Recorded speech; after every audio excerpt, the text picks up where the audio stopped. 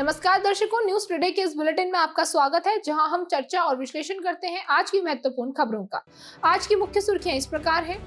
दिल्ली और राजकोट गुजरात में आगजनी की घटना ने अग्नि सुरक्षा के प्रति लापरवाहियों को उजागर किया।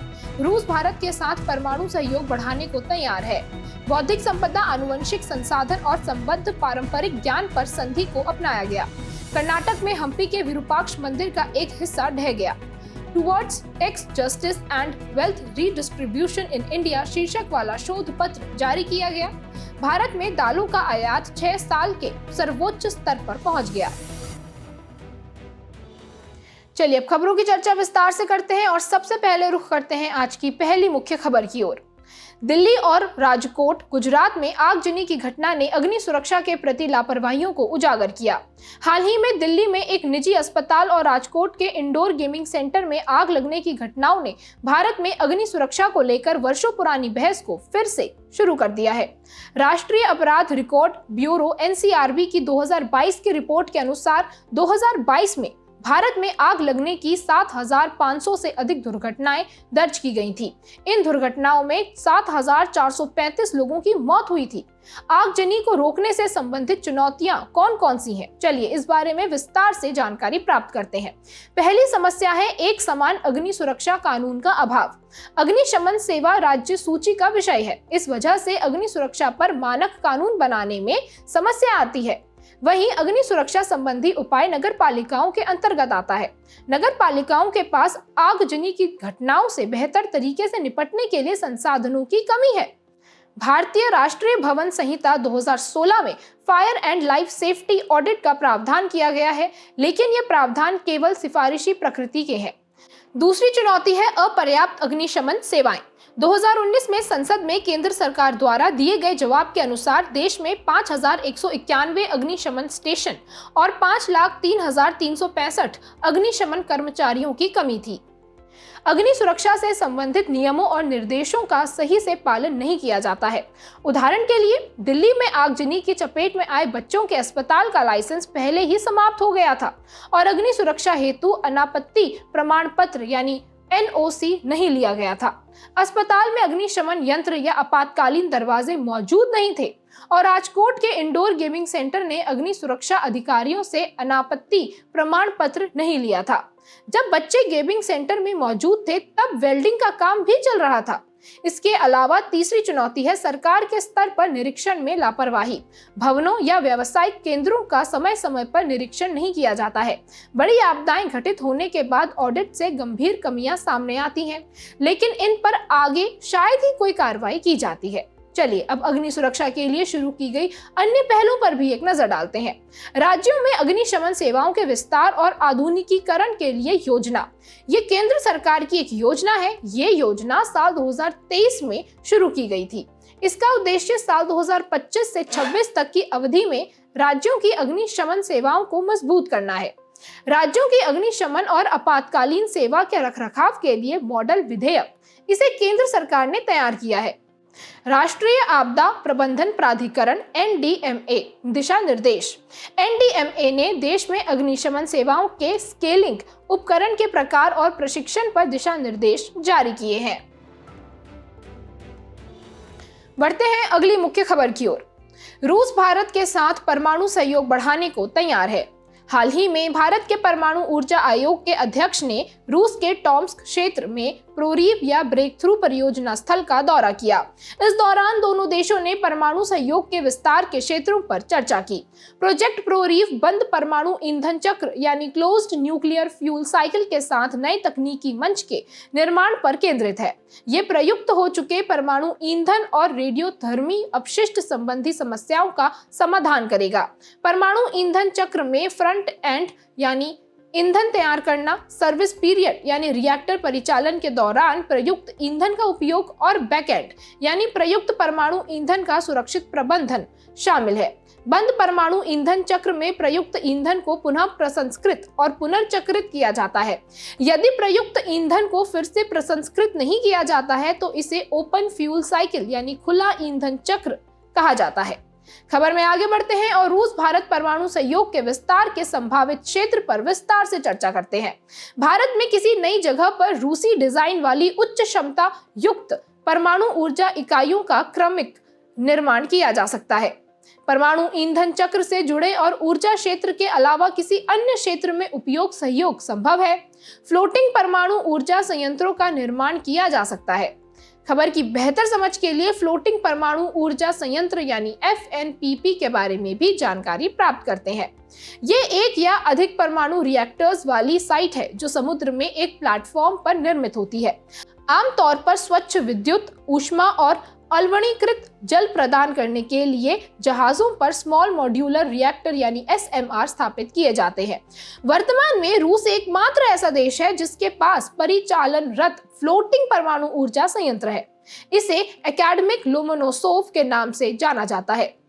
वहीं इससे होने वाले लाभ की बात करें तो निम्न कार्बन उत्सर्जन वाली विद्युत और ऊष्मा पैदा करता है, निर्माण लागत कम होती है और भूकंप से प्रभावित होने की आशंका भी कम होती है। वर्तमान में भारत रूस परमाणु सहयोग की बात करें तो भारत के परमाणु ऊर्जा विभाग यानी DAE और रूस के रोसाटॉम ने परमाणु ऊर्जा के शांतिपूर्ण उपयोग में सहयोग को मजबूत करने के लिए रणनीतिक विजन 2014 पर हस्ताक्षर किए हैं। रूसी डिजाइन वाले परमाणु ऊर्जा संयंत्रों के लिए भारत में विनिर्माण के स्थानीयकरण हेतु एक कार्य योजना पर भी हस्ताक्षर किए गए। तमिलनाडु में कुंडनकुलम परमाणु ऊर्जा संयंत्र यानी KKNPP रूस के सहयोग से बनाया जा रहा है। KKNPP की इकाई 1 और 2 पहले ही परिचालन शुरू कर चुकी है तथा 4 अन्य इकाइयों का निर्माण किया जा रहा है। चलिए बढ़ते हैं अगली मुख्य खबर की ओर। बौद्धिक संपदा, आनुवंशिक संसाधन और संबद्ध पारंपरिक ज्ञान पर संधि को अपनाया गया। इस ऐतिहासिक नई संधि को विश्व बौद्धिक संपदा संगठन WIPO के सदस्य देशों द्वारा जिनेवा डिप्लोमेटिक कॉन्फ्रेंस में अपनाया गया है। ये WIPO की पहली संधि है जो बौद्धिक संपदा, आनुवंशिक संसाधन और पारंपरिक ज्ञान के बीच संबंधों को स्पष्ट करती है। इस संधि में विशेष रूप से देशज लोगों यानी इंडिजिनस पीपल्स के साथ साथ स्थानीय समुदायों के पारंपरिक ज्ञान के संरक्षण के लिए भी प्रावधान किए गए हैं। संधि के बारे में विस्तार से चर्चा करते हैं। इस संधि में अंतर्राष्ट्रीय कानून के तहत पेटेंट हेतु आवेदन करने वालों के लिए कुछ जानकारियां देना यानी डिस्क्लोजर करना अनिवार्य किया गया है। यह उनके लिए आवश्यक होगा जिनके आविष्कार आनुवंशिक संसाधन और पारंपरिक ज्ञान दोनों पर आधारित है या फिर आनुवंशिक संसाधन या पारंपरिक ज्ञान पर आधारित है। ऐसे पेटेंट आवेदकों को कुछ चीजों के बारे में जानकारी देनी होगी, जैसे कि आनुवंशिक संसाधन की उत्पत्ति वाले देश या स्रोत के बारे में और नए आविष्कार से जुड़े पारंपरिक ज्ञान प्रदान करने वाले देशज लोग या स्थानीय समुदाय के बारे में। WIPO का कोई भी सदस्य देश इस संधि का पक्षकार बन सकता है। इस संधि के प्रावधान संधि के प्रवर्तन से पहले दायर किए गए पेटेंट आवेदन पर लागू नहीं होंगे। ऐसे में सवाल ये आता है कि आनुवंशिक संसाधन और संबद्ध पारंपरिक ज्ञान पर संधि की आवश्यकता क्यों है? इसका उद्देश्य बायोपायरेसी की समस्या का समाधान करना है। बायोपायरेसी के तहत देशज या स्थानीय समुदायों के पारंपरिक ज्ञान का उनकी अनुमति के बिना दूसरे व्यक्तियों द्वारा अपने लाभ के लिए उपयोग किया जाता है। इस पारंपरिक ज्ञान से अर्जित लाभ को देशज लोगों के साथ या तो बहुत कम साझा किया जाता है या बिल्कुल भी साझा नहीं किया जाता है।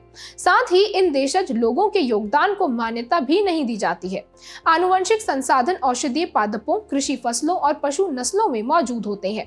आनुवंशिक संसाधनों को सीधे तौर पर बौद्धिक संपदा के रूप में संरक्षित या पेटेंट नहीं किया जा सकता है, लेकिन उनका उपयोग करके विकसित किए गए आविष्कारों को अक्सर पेटेंट के माध्यम से संरक्षित किया जा सकता है। पारंपरिक ज्ञान का उपयोग कभी कभी वैज्ञानिक अनुसंधान और पेटेंट विकास में भी किया जाता है। इसी के साथ ही विश्व बौद्धिक संपदा संगठन WIPO पर भी एक नजर डालते हैं। इसे 1967 में WIPO कन्वेंशन के जरिए स्थापित किया गया था। पहले इसका नाम BIPRI यानी United International Bureaux for the Protection of Intellectuals था। बाद में इसे बदलकर WIPO कर दिया गया। यह संयुक्त राष्ट्र की एक विशेष एजेंसी है। यह एजेंसी बौद्धिक संपदा सेवाओं, नीति, सूचना और सहयोग के लिए एक वैश्विक मंच के रूप में कार्य करती है। इसका मुख्यालय स्विट्जरलैंड के जिनेवा में है।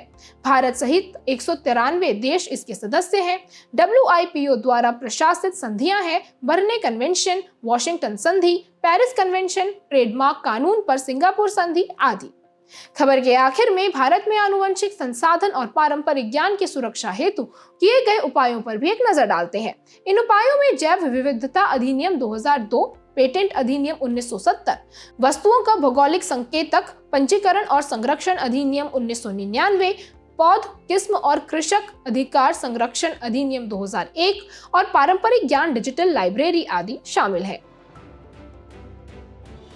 इसी के साथ बढ़ते हैं हमारी आज की अगली मुख्य खबर की ओर। कर्नाटक में हम्पी के विरूपाक्ष मंदिर का एक हिस्सा ढह गया। हम्पी में भारी वर्षा के कारण विरूपाक्ष मंदिर के सालू मंडप का एक हिस्सा ढह गया है। खबर की बेहतर समझ के लिए विरूपाक्ष मंदिर के बारे में विस्तार से जानकारी प्राप्त करते हैं। यह मंदिर भगवान विरूपाक्ष को समर्पित है। विरूपाक्ष शिव का एक रूप है। इनकी पत्नी स्थानीय देवी पंपा है। देवी पंपा को माता पार्वती का अवतार माना जाता है। ये मंदिर हम्पी में स्थित है। हम्पी विजयनगर साम्राज्य की राजधानी थी। ये मंदिर हम्पी में स्मारकों के उस समूह का एक हिस्सा है जो यूनेस्को द्वारा विश्व धरोहर के रूप में सूचीबद्ध है। साथ ही यह मंदिर स्थापत्य की द्रविड़ शैली में बना है। इस शैली की खास विशेषताएं भव्य गोपुरम, विमान, जटिल नक्काशी, स्तंभ युक्त सभाकक्ष आदि है। इस मंदिर के इतिहास की बात करें तो अभिलेखों के माध्यम से पता चलता है कि मंदिर का सबसे पहले निर्माण 9वीं-10वीं शताब्दी में कराया गया था। इसके बाद अलग अलग राजवंशों ने मंदिर का विस्तार और अलंकरण कार्य कराया था। पल्लव, चालुक्य, होयसल, चोल जैसे राजवंशों ने मंदिर के विस्तार और अलंकरण में अपना योगदान दिया है। हालांकि इसका सर्वाधिक विस्तार विजयनगर शासकों ने कराया था। विजयनगर के संगम वंश के शासकों ने मंदिर को एक प्रमुख धार्मिक स्थल के रूप में मान्यता दिलाने में अपना योगदान दिया था। तुलुव वंश के शासकों ने मंदिर का सर्वाधिक विस्तार कराया था।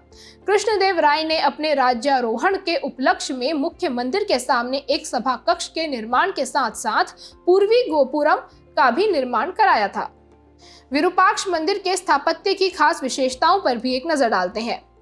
मंदिर के गर्भगृह के ऊपर मौजूद विमान सबसे छोटा है। गर्भगृह मंदिर का सबसे पुराना हिस्सा है। मंदिर परिसर एक प्राचीर से घिरा हुआ है। मंदिर में एक प्रवेश द्वार है जिसे गोपुरम कहा जाता है। मुख्य मंदिर के विमान का आकार सीढ़ीदार पिरामिड के समान है। आपकी जानकारी के लिए बता दें कि द्रविड़ शैली में निर्मित मंदिरों के विमान नागर शैली में निर्मित मंदिरों के वक्राकार शिखरों की बजाय ज्यामितीय आकार के होते हैं। मंदिर परिसर में द्वारपाल की मूर्तियां बनाई गई हैं।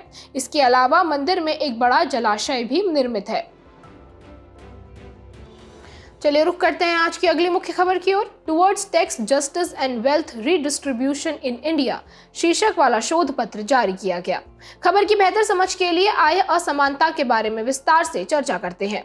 यह शोध पत्र वर्ल्ड इनइक्वालिटी लैब ने जारी किया है। लैब ने इसे मार्च 2024 में प्रकाशित अपने पिछले अध्ययन की अगली कड़ी के रूप में जारी किया है। मार्च महीने में प्रकाशित अध्ययन का शीर्षक था income and wealth inequality in India 1922 to 2003 the rise of the billionaires Raj. यह शोध पत्र अति संपन्न लोगों पर अतिरिक्त कर लगाने का प्रस्ताव करता है। इससे सकल घरेलू उत्पाद के 2.5% से 5% के बीच राजस्व उत्पन्न हो सकता है। धन के पुनर्वितरण को सुगम बनाने के लिए इस राजस्व को स्वास्थ्य और शिक्षा जैसे सामाजिक क्षेत्रों पर खर्च किया जाना चाहिए। भारत में आय और संपत्ति की असमानता की बात करें तो स्वतंत्रता के बाद भारत में असमानता में गिरावट दर्ज की गई है। हालांकि 1980 के दशक में ये असमानता पुनः बढ़ना शुरू हुई और साल 2000 के दशक से ये बहुत अधिक हो गई है। साथ ही भारत में सबसे धनी 1% लोग कुल कर पूर्व यानी कर चुकाने से पहले राष्ट्रीय आय का 22.6% अर्जित करते हैं। यह 1980 के 7.3% के अनुपात से अधिक है। दूसरी ओर सबसे कम आय वाले 50% लोग कुल राष्ट्रीय आय का केवल 15% ही आय अर्जित करते हैं। इतना ही नहीं, संपत्ति संबंधी असमानता की बात करें तो भारत में सबसे धनी 1% लोगों का देश की कुल संपत्ति के 40% पर नियंत्रण है। यह 1980 के 12.5% अनुपात से अधिक है। दूसरी ओर सबसे कम आय वाले 50% लोगों के पास देश की कुल संपत्ति का केवल 6.4% है। इसी के साथ आर्थिक असमानता के प्रभाव पर भी एक नजर डालते हैं। पहला है गरीबी और अभाव का दुष्चक्र जारी रहना। दूसरा है सामाजिक अशांति और संघर्ष। तीसरा है सामाजिक आर्थिक स्थिति में गिरावट होना। चौथा है राजनीतिक अस्थिरता को बढ़ावा मिलना और पांचवा है आर्थिक समृद्धि में गिरावट आना। वहीं धनी वर्गों पर प्रस्तावित टैक्स पैकेज की बात करें तो सामान्य स्थिति में कुछ संभावित कर लागू किए जा सकते हैं, जैसे कि पहला है संपत्ति कर। 10 करोड़ रुपए से अधिक की निवल संपत्ति पर 2% वार्षिक कर और 100 करोड़ रुपए से अधिक की निवल संपत्ति पर 4% वार्षिक कर लगाया जा सकता है। और दूसरा है विरासत कर यानी इनहेरिटेंस टैक्स। मूल्य का आकलन करने के बाद 10 करोड़ रुपए से अधिक की संपत्ति यानी एस्टेट्स पर 33% विरासत कर और 100 करोड़ रुपए से अधिक की संपत्ति पर 45% कर लगाया जा सकता है। रुक करते हैं आज की आखिरी मुख्य खबर की ओर। भारत में दालों का आयात 6 साल के सर्वोच्च स्तर पर पहुंच गया। वित्त वर्ष 2024 में भारत में दाल का आयात साल 2023 की तुलना में 84% बढ़कर 6 साल के सर्वोच्च स्तर पर पहुंच गया है। वित्त वर्ष 2023-24 में आयात में वृद्धि हुई है। मात्रा के स्तर पर 31 मार्च 2024 को समाप्त वित्त वर्ष 2024 में भारत ने 4.65 मिलियन मीट्रिक टन दालों का आयात किया था, जो वित्त वर्ष 2018 के बाद से सर्वाधिक है। वित्त वर्ष 2022-23 में भारत में 2.53 मिलियन टन से अधिक दाल का आयात किया गया था। वहीं मूल्य के स्तर पर आयात वित्त वर्ष 2024 में 93% बढ़कर 3.75 बिलियन डॉलर का हो गया था। आयात में वृद्धि के कारणों की बात करें तो कम उत्पादन को देखते हुए भारत को लाल मसूर और पीली मटर के शुल्क मुक्त आयात की अनुमति देने के लिए बाध्य होना पड़ा। अब एक नजर डालते हैं भारत में दलहन की स्थिति पर। भारत विश्व में दालों का सबसे बड़ा उत्पादक, उपभोक्ता और आयातक देश है। इसके मुख्य उत्पादक राज्य मध्य प्रदेश, राजस्थान, महाराष्ट्र, उत्तर प्रदेश और कर्नाटक हैं। उत्पादित प्रमुख दालें हैं चना, अरहर, मूंग, उड़द, मसूर, मटर तथा अलग अलग प्रकार की फलियां। देश में कुल दलहन उत्पादन में चने का योगदान लगभग 40% है। इसके बाद तुअर या अरहर का स्थान आता है।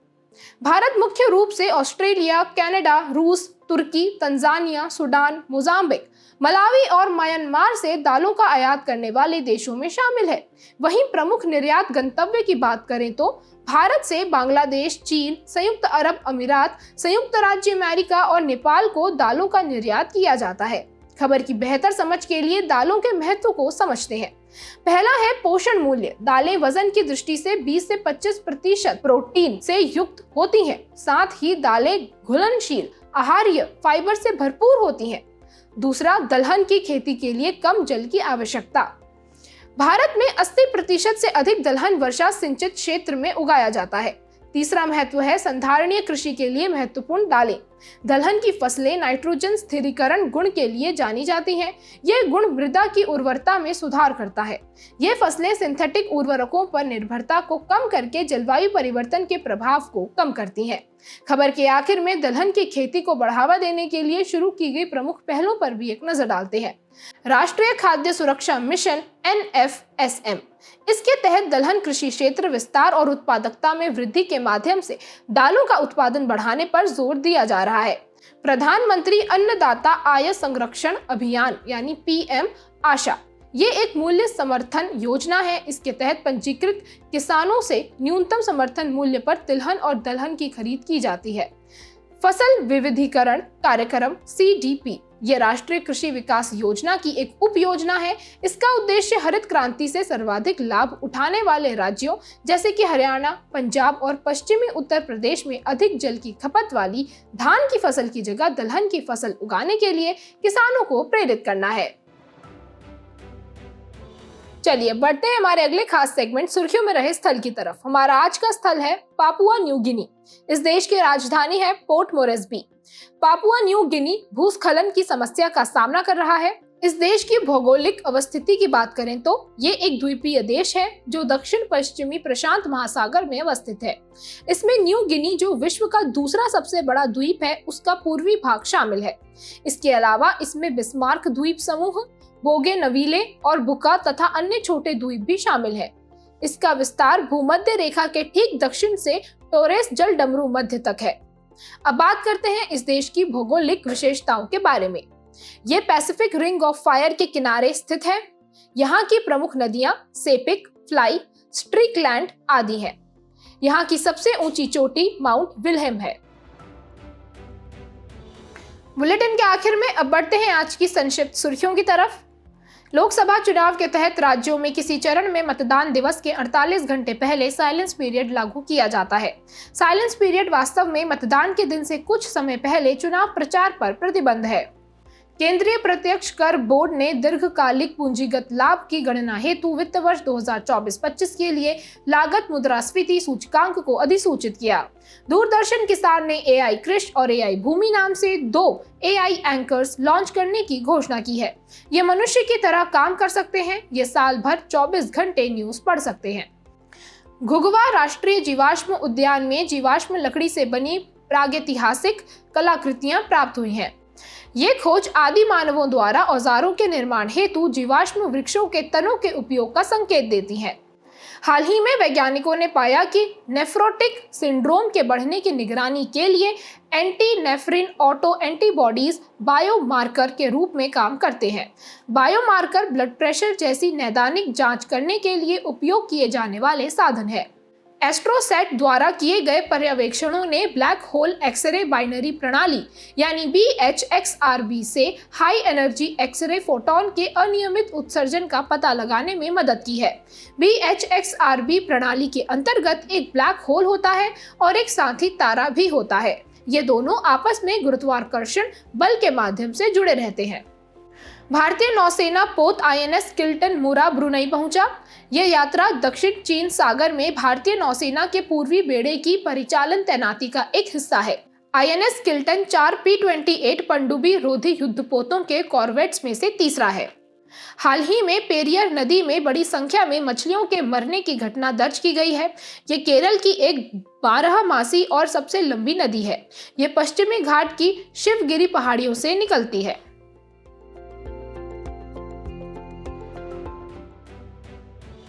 जाने से पहले आपकी समझ की परीक्षा के लिए डालते हैं एक नजर हमारे स्पेशल सेगमेंट प्रश्नोत्तरी पर।